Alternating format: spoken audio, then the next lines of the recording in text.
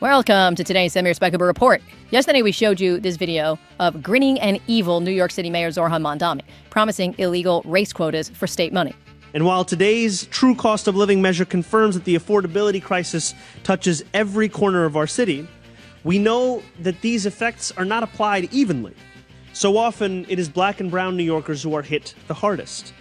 This preliminary racial equity plan is the first step in developing a whole-of-government approach to tackling that reality. Okay, well, let's add some more perspective. I want you to look at this chart of total spending in New York City schools by race. See that little one all the way to the left? That's white kids. Here's another. The NYCHA benefits paid by race. The white bar is so small on the left over there, if you squint, you still can't see it. The liar! They're going to steal all that money, I bet. I know it.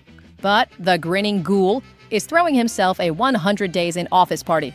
Yes, seriously. And, in addition to that, he wants to close down New York City's central prison, Rikers Island. But don't worry, the lunatic has a plan to treat felons with therapy sessions instead of jail. We stand here together at New York City Health and Hospitals Bellevue, opening an outposted therapeutic housing unit for incarcerated individuals, the first facility of its kind. New York City is going down so hard. But what's always coming up every day is us. If you want more videos like this, please share the link, subscribe, and like the videos. This is the time. Do it. Be part of the show. Speaking of prisoners, California's first partner, our favorite, the awful Jennifer Cyball Newsom, was speaking to prisoners and decided to bond with them by confessing that she killed her sister with a golf cart when they were kids. I'm not kidding. Look. I told them about my own loss where I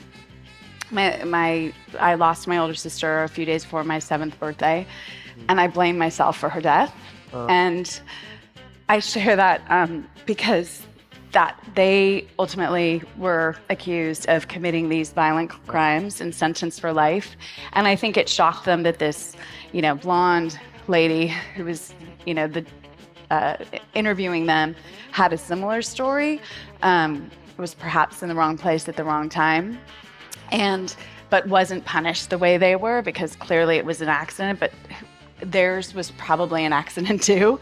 I don't know what's worse, that she killed her sister with a golf cart, or that she assumes that every murdering, horrible gang member killer is somehow the same as her, and they're over an accident, but because she was white and 6, she didn't go to jail, but because they're black and fully grown adults or Hispanics or whatever, they did. Think about that. Although it is surprising she's not calling for a ban on all assault golf carts. Hey, she and Alec Baldwin have more dead bodies on their resumes than all the people they claim are dangerous combined. Like, boys. Boys that spend time online are moving a little bit, I'm trying not to be political here, but are moving to the right and being sort of influenced by the Andrew Tates and some of that sort of alt-right socialization online that we know is very, very dangerous. We're working on legislation to hold tech companies accountable and help them be a force for good in our kids' and families' lives. She's killed people. Have red pill influencers killed people? And finally, this illegal alien decided to taunt American taxpayers from his deportation flight. Yes, $90,000 in student loans and $200,000 on credit cards for stuff he bought while in the United States illegally. Think about how he was able to go to school and register for a credit card. Think about all the work you do to barely make the minimum on a credit card. And think about all the politicians on both sides who still vote for things like this to be able to continue. We'll see you tomorrow. Spread the word, please, because SemiRespect is all we have time for.